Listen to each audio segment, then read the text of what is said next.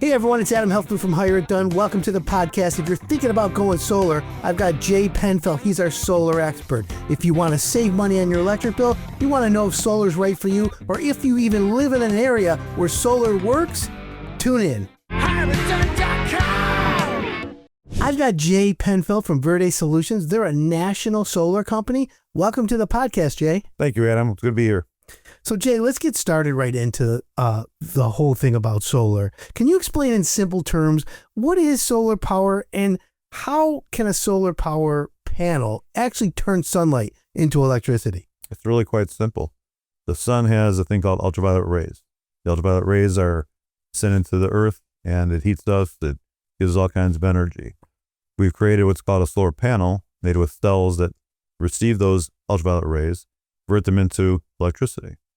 That electricity goes through an inverter that goes from DC to AC, and it powers your home or your business. So, Jay, thank you for the definition of solar. It makes sense because, you see a lot of like solar devices, little outdoor lights that have solar panels, things that can charge your phones and things like that. So solar is a big incoming industry, even though it's been around a long time. Yes? I started selling solar in 1985. I'm one of the few people that's currently in the business that can say to you, I was selling solar in 1985, 6, and 7. So at that time, it was thermal solar. We were doing hot water and hot air systems. Sure. I actually have clients that I had sold systems to back then. I still have contact with today. Their systems are still producing energy. So now we've gone into the PV solar or solar electricity, and the solar panels have a shelf life, so to speak. They're warranted for 30 years at this point in time, which means that for 30 years, if something goes wrong with that panel, it's not producing like it's supposed to, it's going to be replaced based on the warranty. So you can look at a system today and realize you're going to have at least 30 years of use out of that system. So it's a great way to power your home or your business. That's interesting information. So you've been doing this that long. What's the biggest change that you've seen in solar? Is it the panel? Is it the install? Is it the pricing, return?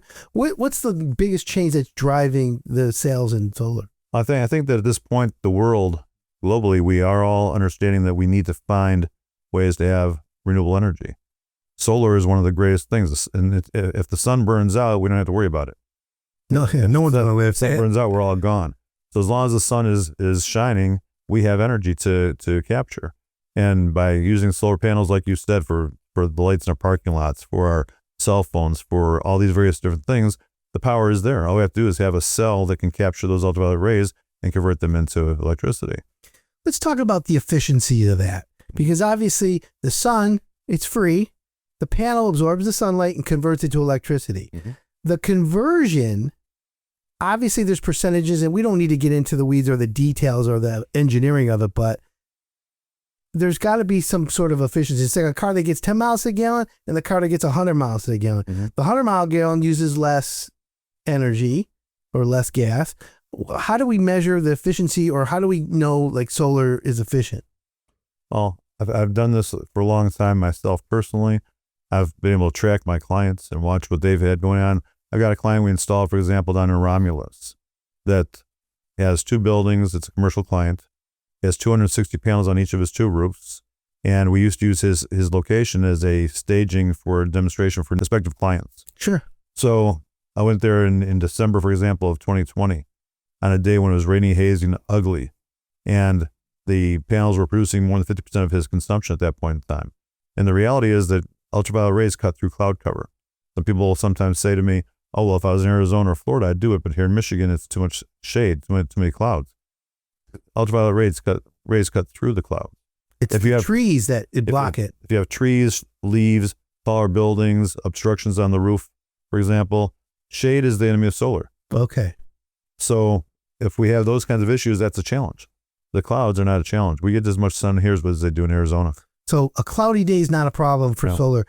Interesting point, because I always thought if you don't have the sun directly on the panel, but if it's trees or an obstruction like a building, that's where you'll figure out that the impact of the efficiency. That's correct. We have modeling programs that we utilize to design the system.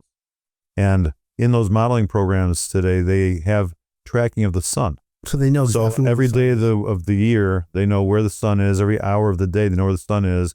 If in the modeling system you've got a tree on your front lawn, for example, the system takes into account the shading that tree is putting in your house.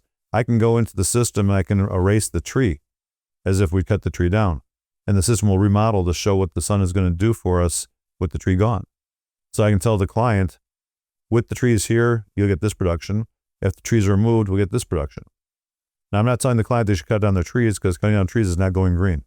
Yeah, I understand. You can show them the efficiency of how a tree does. So let me ask you this. What's the difference between residential solar for homes and commercial solar for businesses? Are they basically the same, or what are the big differences? So solar is solar. The panels are the same panels. The inverters will be a little different, size and scope of the system. Transformers will be brought into the equation, so forth. And that's why we have to have engineers that are licensed and know what they're doing to design the system, because there's more to it than just a panel on your roof. There's other things that come into play. I was going to ask, when someone calls you, whether it's a business owner or a homeowner, and by the way, if you're a homeowner and you work at a business that you think would benefit from solar, Verde Systems is a company that you could call, and they can do either or. Jay, we'll put the information obviously at the bottom of the podcast. Excellent. For people who want to do that. But when someone's thinking about going solar, they call you up, you visit with them. What kind of information do you need besides obviously you need to know where the sun is, but what other information do you need to engineer that complete system so that you can price it? So the first thing we're going to do always, every single time, is get 12 months of electric bills. We have to have 12 months of bills so we can see what your consumption is on a monthly basis for 12 months. And that will then determine the size of the system. So we're going to work with the power companies in a partnership, so to speak. Because you're always going to be tied to the grid, we have to have the permission and the consent of the power company in your jurisdiction to make sure everything's done properly. So we're going to take your electric bills. We're going to determine your consumption. If you're a commercial entity that has demand charges, for example, maybe you have a lot of machines that kick on at 7 o'clock in the morning or 8 o'clock in the morning, and there's a big draw on your electric bill at that point, they're going to hit you with demand charges because of that. So we're going to request what's called interval data. That's going to give us a 15-minute by 15-minute understand what your consumption is for a whole year. So we can decide when we have to put in a battery together to come into your system, when to discharge it to peak shave or remove those demand charges for you. So it becomes almost like a business decision. You lay out all the facts and say, okay, it costs X to go to solar, but here's how much you're going to save, and then this is how long it takes before you've paid everything off. Exactly. And you're net positive. So we're going to take all that information, we're going to design the system, we're going to determine where on your property panels will fit. Will they fit on the roof, or is it a parking lot situation? Okay. Is it a ground mount system on a field next to your building or your home? We're going to determine what makes best sense for your particular situation. Then we're going to design that system. And if we need to have a battery backup system to go along with you, we're going to add that to the program also. Now, one thing that's very important to understand with solar for your home or for your business is that if you're getting solar because you have a lot of power outages, brownouts in your territory, and you want to combat that and you buy solar without a battery, you're not benefiting yourself, because solar will automatically turn off as soon as the grid shuts down, because it's a federal law. You cannot charge the line during a power outage, because there's guys out there working on the line, you'll fry them. Is there a switch? So there's an automatic cutoff when it's just solar. If you have a battery backup system to work with it as well, it closes the circuit. So now your solar's still working, you're working off your battery, and you're not feeding into the grid. So do you recommend modern solar today for a residential or even commercial, where the solar panels, and let's assume placed in the right location, facing the sun, optimal, nothing blocking it, do those solar panels, do you recommend that they charge a battery all day? And then Absolutely. And then you go off grid. When did the battery charging part of that come into play? Is that recent? In 2019, 2020, it started getting popular, actively involved. And in 2019, 2020, I didn't want to talk about batteries. They're so bad. They were so poorly designed. Yeah. But then in 2021, the R&D got real heavy, and all these companies started coming on board and devising new and better battery systems. So by 22, they were really solid, and now they're great. I just installed a system in Plymouth, Michigan, with a 2.8 megawatt battery backup system for this company. The battery was $2.6 million by itself. But that battery is big enough where it's going to charge the entire facility. It's going to run the entire facility at nighttime when they have their third shift going on. So that eventually there's savings. When do the savings start? Depends on the situation. We talk about ROI, return on investment, and we look at the way businesses run in this country. If a company that's selling you your system is artificially inflated the cost of that system to make more profits, and they've buried that in some financing that gives you a low monthly payment that you sting, your ROI is going to be probably 21 years. And you're not going to know it because the way they did business behind your back, the way they laid it out there. So it's important to have a company that has high integrity and is doing things fairly and equitably. It's interesting you say that because in the home improvement space, and although solar's a fringe home improvement, it's still in the space, there's always bad actors in that space, whether it's a siding company, a roofing company, a window company, kitchen, bath, room addition, handyman, painter, electrical, plumbing, solar. There's always a bad actor in there that makes it bad for everyone. He comes in, says, oh yeah, you're going to save so much money from day one, but hidden behind the green curtain is all kinds of facts that negate everything. I'll give you a perfect example, Adam. A lot of guys that have companies right now are guys like myself that worked for somebody else doing sales or doing installation. And so I don't need them. I can make more money for myself. I do it on my own. And they understand how to make a sale or how to do installation, but they don't understand how to run a company. So what happens is they come in, they get you on a low price, you get installed, and maybe even they might even done a great job. But then a year or 2 years down the line, you need them to come back and do service, and they're bankrupt because they couldn't run the company. So where do you go to get service on a system that was installed by them and nobody else wants to touch their mess up? Right. So you have a big, serious problem there. So the companies I work for 2 companies. First company is Verde Solutions out of Chicago. We're a national company. We do large-scale commercial industrial systems. I also work for another company called Chart House Solar out of Muskegon, Michigan, which also has a secondary company called Solar Faithful. They work throughout the entire state of Michigan, Ohio, Indiana, Illinois, and we work on all size systems from residential on up. And the thing I love about these guys is that the owner of the company, Rob Raftson, is actually an engineer himself. And he's been doing this for over 20 years and does a phenomenal job and has great integrity. So I partnered with him after looking at a whole lot of other companies I could have worked with otherwise. I chose Rob because of his integrity. I chose Rob because of the way he does business, and he's a great guy. On the Verde side, I work for Chris Gersh. Chris Gersh, again, 20 years in the business, an engineer himself. He's an incredible human being, faith-based, and does things to help people every step of the way. So these 2 companies I represent are both highly integrity-based, and I can represent them feeling very comfortable every day of the week. So Jay, typical family, they want to go solar. Can you give me an average? What can they save if they go solar? That's a question I'm asked constantly by people. If my house is 2,000 square feet, how much is it going to cost me to go solar? Well, it doesn't work that way. Let's say we have 2 houses that are identical footprint, design, orientation, sun, and the guy in the one house uses electricity for his refrigerator, his air conditioning, normal things, and the other guy has all that, plus he has a grow operation in the basement. And he's Bitcoin mining. So he's Bitcoin. I had another guy did that in Saginaw, actually, to be honest with you. He had 60 Bitcoin machines in his basement. Yeah. I modeled his roof with 40 panels, and I was doing less than 5% of his consumption. I told him this would be a science project. It's not worth doing it. I didn't do it. But getting back to my point here. So when somebody asks me how much they're going to save, I can't give them a off-the-cuff answer. I've got to look at their house, their orientation, their roof design. What can I fit on there? What size system will work? And based on what their consumption is and what their need is, what I can give them, it's called an offset. So I might be giving them a 60% offset, 7% offset, 100% offset. Every house is going to be different. So when you say offset, are you saying that if there's $1,000 a month bill, the offset at 60% is they're going to offset the price of the bill 60%? Or so if their bill is $1,000 a month, I'm on a 50% offset, their bill will be $500 from the gap. So you're saving them $500. Yes. But it costs money to save money. It always does. But let me ask you this question, Adam. If I have this vehicle I want to sell you, and I say to you, Adam, I'm going to give you this gas card that's going to give you free gas for the duration of the time you drive this car for as long as you have this car. Yeah. You'll never pay for a gallon of gas because this gas car is free for you. Okay. Will you buy the car? It's a great question. Most people say yes. Yeah. So as long as the car is not priced for $1 million, If it's a $30,000 car, I'm selling it to you for $1 million, you're not going to buy the car. Economically, I guess it makes sense. I see what you're saying. It's a good analogy. So do you recommend solar for everyone? I don't. I recommend solar for people that it's right for. So if I come to your house, for example, or your business, and I see that you're buried in trees, I'm not going to do anything with you. I had a client of mine that I was doing his business. He says, I want to do my house also. He lives in West Bloomfield.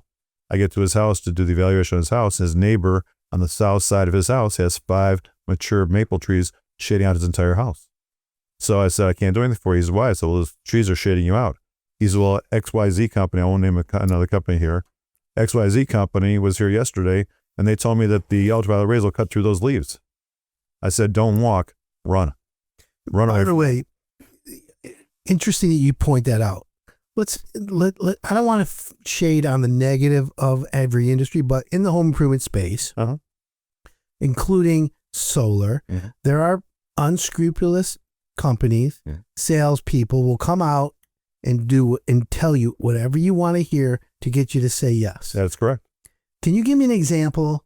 And I think you alluded to it, but give us a good example. If someone's getting quotes right now, what is like something that's a big red flag and watch out and tell them to run? Right now, the big scam going on is leasing solar panels.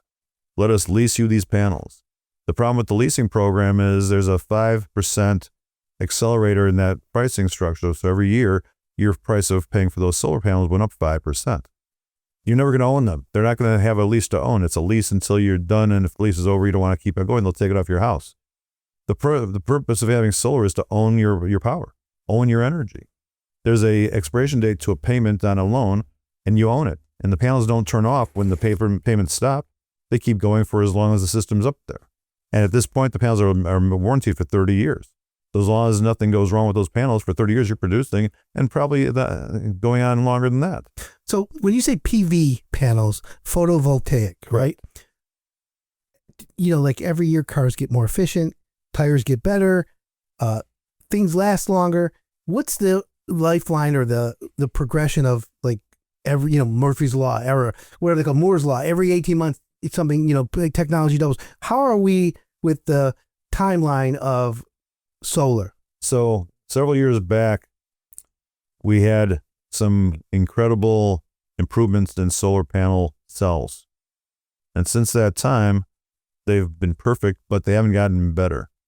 So what's happening right now is when I started selling solar in 2019, the PV solar, the size of the panels were about 285 kW.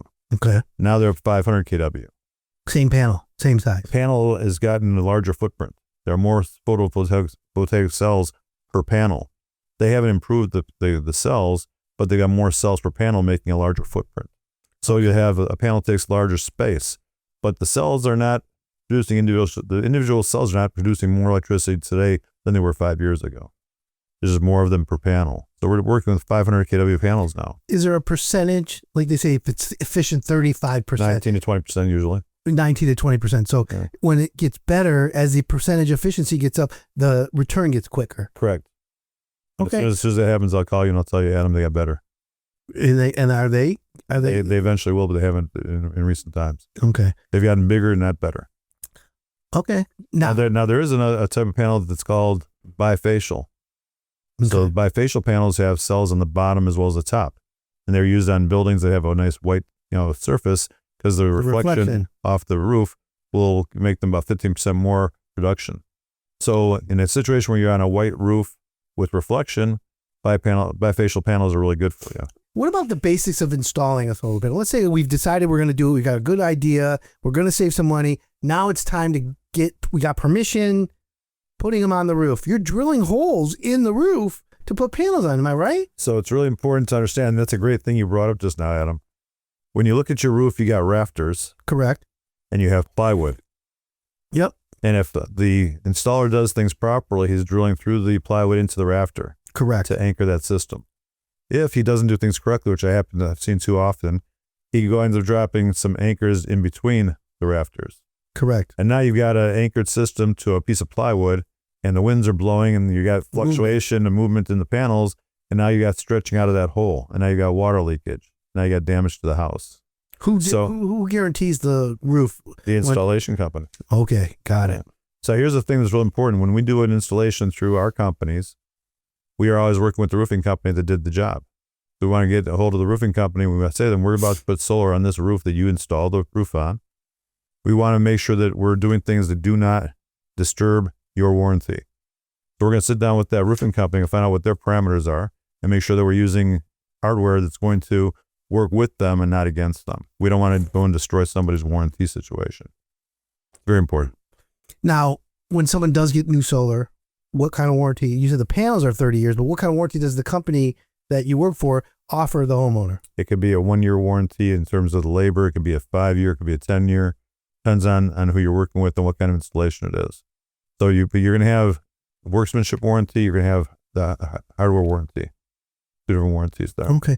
Yeah. What's the number one problem that comes up? Like in a roof, most roofs leak within the first year. It's usually by flashing on a chimney or a skylight.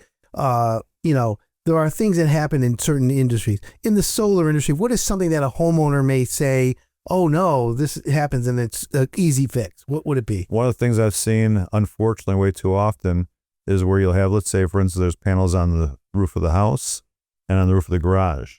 Okay. And in the process of wiring everything, the installer forgot to wire the panels that are on the garage to the inverter. So now you got this system where the house panels are producing, but the garage panels are dead, simply because the guy didn't wire them properly. I got one client that we installed in West Bloomfield where had 38 panels on the roof and a full battery backup system. And there's a rule in the state of Michigan that says that on a solar system installation crew, you must have at least one master electrician for every 3 installation members on the team. Wow. That's crucial. That's must not have bad. at least one master electrician for every 3 installation crew members on the team. On site. So they go to this one house that we installed, and there was no master electrician, and the guy doing the wiring in the fuse box, the breaker box, forgot to wire the breaker that goes to the sump pump. There were 2 weeks of power outages and flooding in the area.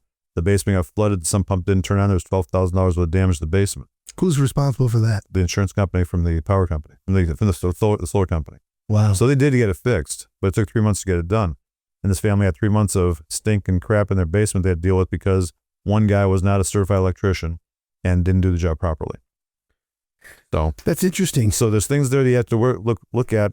We had one house in West Bloomfield where the installer on the roof slid into the exhaust pipe and broke it loose from the roof. When it rained and he didn't say anything, the rain went inside, ruined the drywall and the flooring in the house there had to be repaired.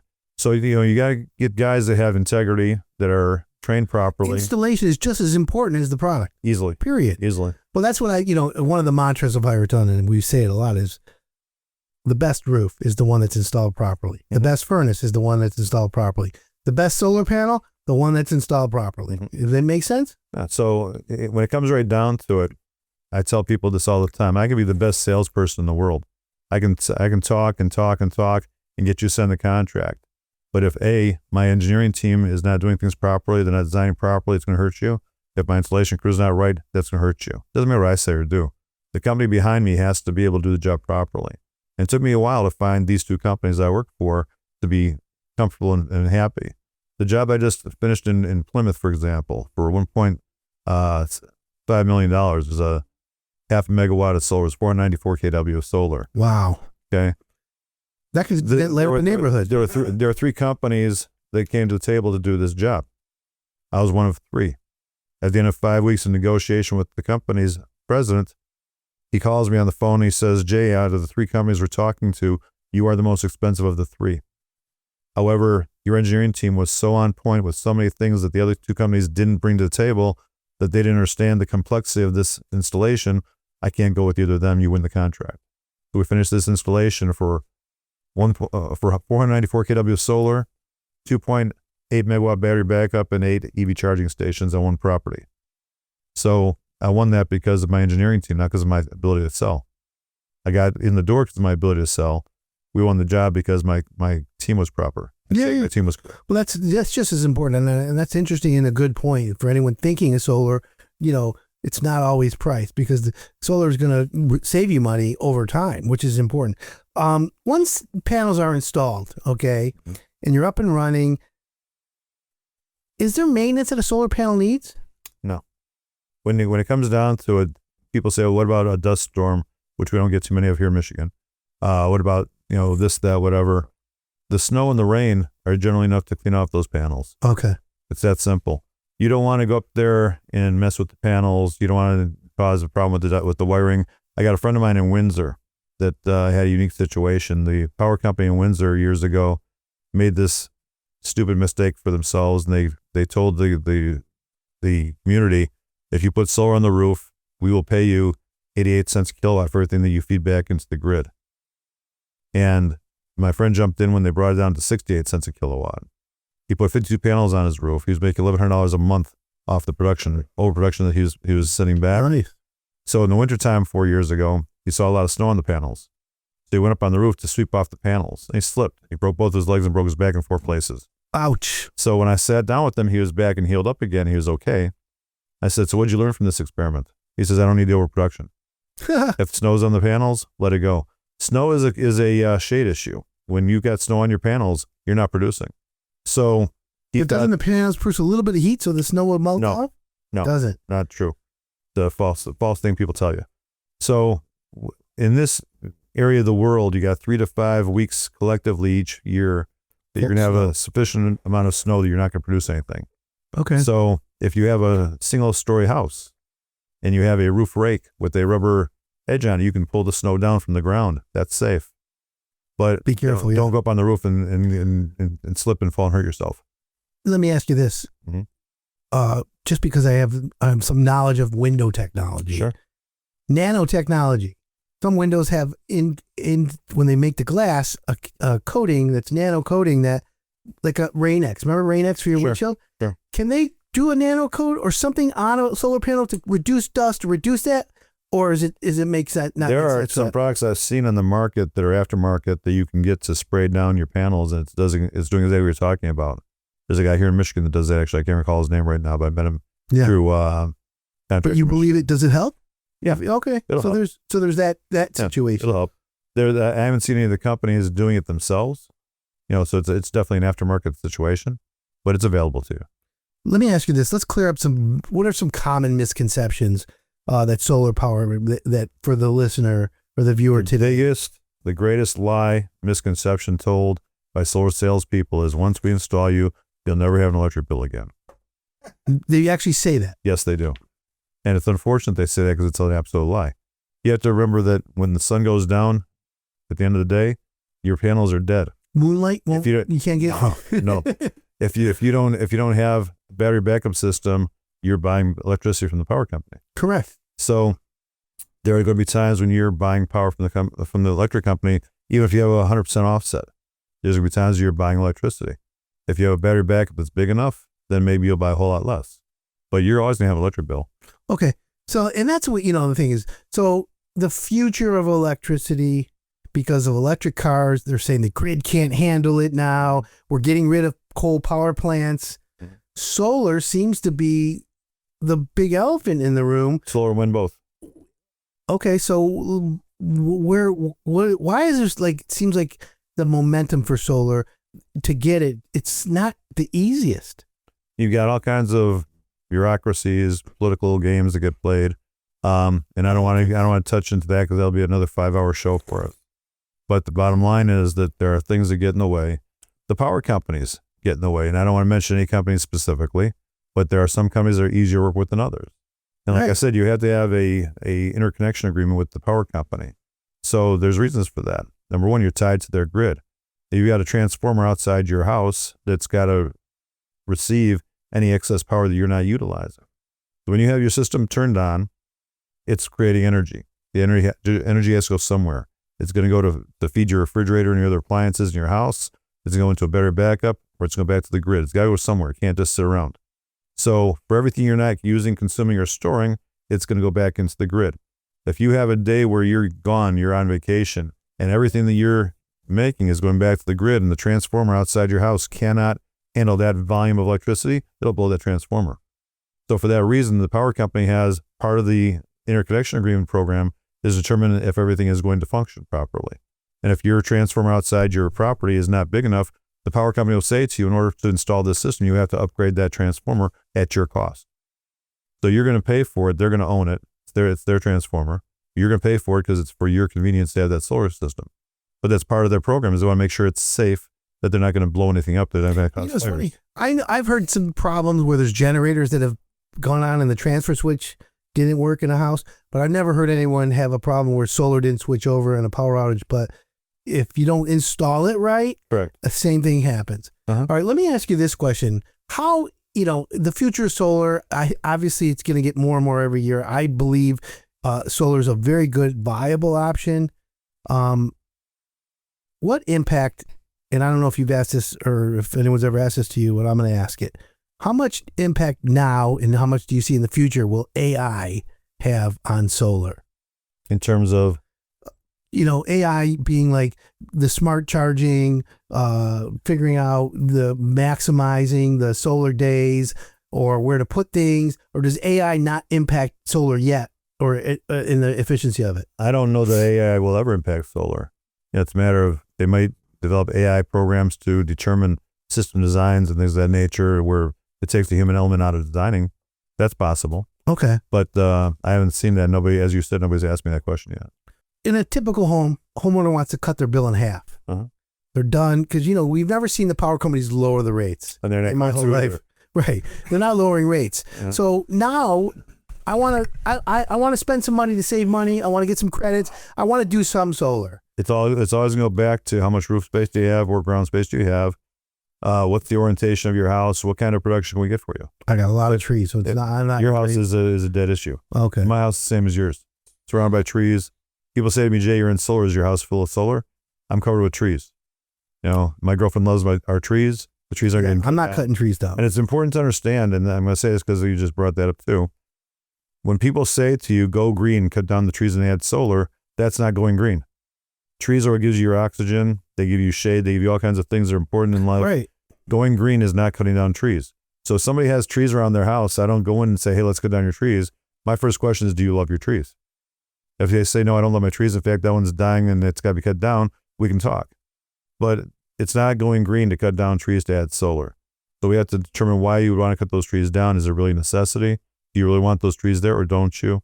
But that's a very important topic. Sure. With each individual client that you talk to. Do you offer financing? Someone wants to maybe make payments? We do offer financing. And financing for residential solar is a big concern.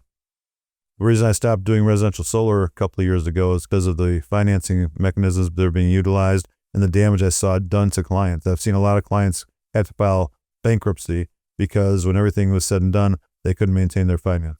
I'll explain to you how that works. Let's say, for example, we've got the ITC tax credit, which is about to be taken away from us at the end of this year.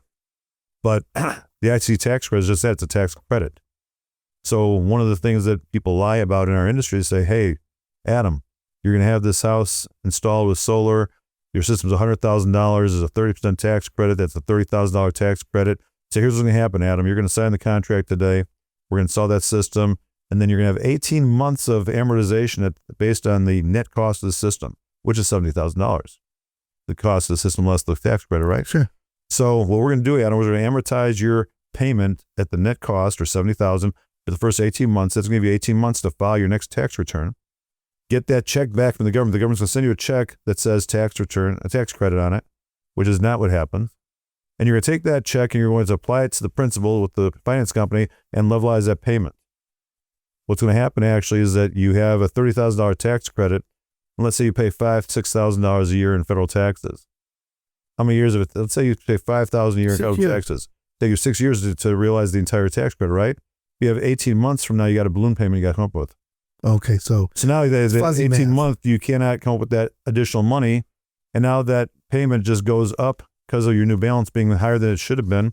And then they're going to amortize you at a higher interest rate than the original interest rate they started with, which is going to screw you over. Then let's compound that with the system not being installed properly. And now you're paying the DTE or whatever your power company bill is, plus your solar cut bill. Let me ask you a question. Yeah. There are roofing companies, sure, manufacturers, GAF, mm-hmm. Tesla, mm-hmm. that are coming out with solar shingles. Mm-hmm. They haven't perfected it yet. In fact, they're having major problems sure. in production, efficiency. However, Do you see that being viable in the future? Tesla is the one that started it, and they still haven't made it work perfectly. Right, they're having a big problem. As smart as Elon Musk is and as great as his company is with all the things they're doing, they still aren't 100% yet. So will it happen one day? I'm sure someday they'll crack the code and they'll figure it out. And at that point in time down the line, it might be viable to go that direction. So people will say to me oftentimes, well, why don't I just wait? Well, let's say you do wait. Let's say it takes them 15 more years to get it right. That's 15 years that you've lost saving. Correct. So if you're always waiting till the next one comes up that's better, you may never get there. I waited to buy Bitcoin. No, I'm kidding. Well, that's all right. All right, so that's interesting. So where do you see solar in the next 5 years? Only getting better and better. Better and better. That's why I'm here. I like love what I do. I know that every time I sign a client up, because we do things properly, that I'm benefiting that client. I know that every client I've ever worked with is happy with me. So that if you do things properly for the client, if you do things fairly and equitably for the client, they are going to greatly benefit from what you do. And I love doing what I do. That's simple. I'm predominantly commercial industrial. I deal with clients that are $1, $2, $3, $4, $5 million per system. I'm not so much into the lower systems at this point in time. I've graduated into this different level of business. But it doesn't matter what level you're at. If you have a viable building, whether it's your home or your business, if your structure is properly put together, if your orientation is proper, if your shading issues are minimal or non-existent, solar is going to work for you. So the question becomes, what is your consumption? What is your need? What is the space that is available for us to work with? And are we doing it properly for you? So if somebody's thinking about, all right, I want to do solar, I want to look at it for my company, first thing they do is should get a hold of you. Correct. And then over the phone, do you do an assessment, or do you say first I need to meet with you? My first thing is always send me your electric bill so I can see what your consumption is. I'm going to take a look at like I did with your house earlier on my tablet. Yeah. I'm going to pull you up on Google Earth. I'm going to look at your business, your building, your house, whatever it is. I'm going to determine based on all the orientations of the picture, what can I do for you? I'll know in 10 seconds if I can help you or not. Yeah. It's that simple. I'm not going to lie to you. I don't want to install solar where it's not going to work. If it's not going to work for you, I don't want to take your money. I've got people that I've spent 3 hours in their home with to explain to them why it won't work for them. And I've gotten referrals for them because they know people that will work for. If I give you the proper education and you know what to look for, you will then understand that I'm doing the best thing for you. And you may have a friend that fits perfectly and you'll refer them to me because I did the right thing for you. That's simple. So if you're thinking about going solar, give Jay a call. Jay, tell everyone your information, how to get a hold of you, and the website. My cell number is 248-444-0343. My email address is the initial JPENFIL at Verde, VERDE, solutions.com. And of course, all the information will be in the link in the bio. Thanks for tuning in.